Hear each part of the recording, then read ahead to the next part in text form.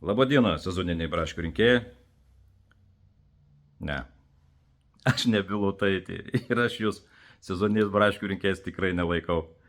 Čia toks buvo juokas pro ašaras, galima net sakyti. Nu kas belieka, kai tokia valdžia, kai tokie vidaus reikalų ministrai vadovauja tokiai atsakingai sistemai, ar ne? Todėl dar kartą iš naujo sveikinu su jumis visais. Labadiena, mėly pasieniečiai, mėly nacionalinio pasienio pareigūnų profesinio sąjungos nariai, jų lyderiai. Šiandien 5 metai, kaip jūs jau gyvuojat ir todėl turit labai rimtą susirinkimą, surinksit per naują valdžią, vadovą, naują tarybą. Su tuo ir sveikinu, palinkėsiu sėkmės ir kad tai padarytumėt labai atsakingai ir taikliai, nes jūsų veikla iš ties labai reikalinga ir ypač prie tokių valdžių. Tai, kad per 5 metus jūs labai buvot ryškus ir matomi, tai parodo net keli faktai. Ir tam video rolike, iš kurio aš ir paėmiau tuos sezoniniai braškių rinkėjai, labai aiškiai buvo nužvelgti pagrindiniai įvykiai, kuriuos jūs labai akcentavote ir labai ryškiai signalizavote tai ministrei ir premjeriai, tačiau jūsų negirdėjo ar nematė. Ir tas iššūkis su migrantų krize, į kurią nusispjovė pradžioje, ar ne, ką jūs minėjot ir argumentavot, kad mums reikia pasieniečių, nes artėja būtent šis labai rimtas krizinis momentas, tačiau tik po laiko, kada susigrėbė, kai ir pastatė tą tvorą, bandė susigrėbti savo laurus, bet jūs vis tiek užmiršo. Reikia, kad migrantų krizė suvaldyta, jų pastangomis, tačiau jūs vis tiek nematė, nes sakėt, kad mums trūksta pareigūnų, o vis tiek naikino, žiūrėkit, ir migracijos tarnybą.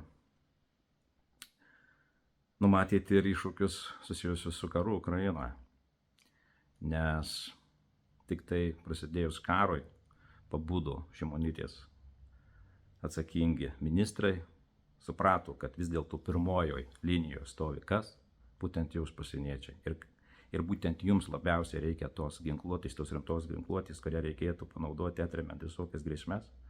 Tačiau netgi ir tas momentas, kai jūs sakėt, kad duokit mums ginklų, nes artėja naujos grėsmės, vietoj to, kad duotų jums normalią ekipuotę, normalius ginklus, jums padavė tiesa automatus ar ne, bet be šovinio. Ir pamenu, kaip aš būtent šį pavyzdį jūsų visur akcentavau, visuose PR-inėse konservatorių laidose, kurie jie gyrėsi, kaip jie moka suvaldyti krizės, o būtent tas momentas, kurie be jūsų lyderiai profsąjungos, kai lankyties frakcijose ir labai ryškiai parodėte, ne? Aš sugriaudavau visus konservatorių PR-inius filmukus ir rolikus, sakydamas, kur jūs matėt pasienietį be šovinių. Taip, gerbiami pareigūnai, buvę kolegos, nes aš pats profsąjungietis, palinkėsiu jums nepavargti. Jūs esat būtent ta grandis, pagrindinė grandis, ant kurių ir praktiškai laikosi visos tarnybos, ypač pareigūnai, nes kada būna nepriteklius, mes statutiniai, sakau mes ar ne, nes pabuvusių pareigūnų nebūna, dažnai politikuoti negalime, bet per profesinės sąjungas savo skaidulius mes labai ryškiai galim parodyti.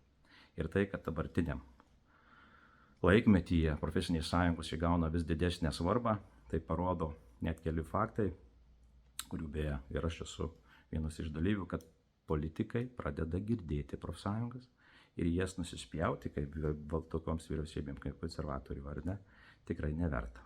Nes būtent po jūsų lyderių pasirodymų frakcijose buvo diskusijos labai rimtos visose politinėse frakcijose.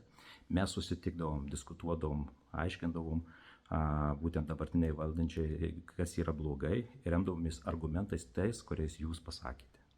Taip kad nesustokit, esat drąsūs, esat veiklus, turit be jokios abejonės tą kovotojų geną, nepraraskite jo, telkitės, linkiu jums kuo didžiausios sėkmės, ir į sekantį susitikimą tikrai pažadu atvykti, nes šį kartą negalėjau, todėl siunčiu jums video linkėjimus ir sėkmės jūsų darbe.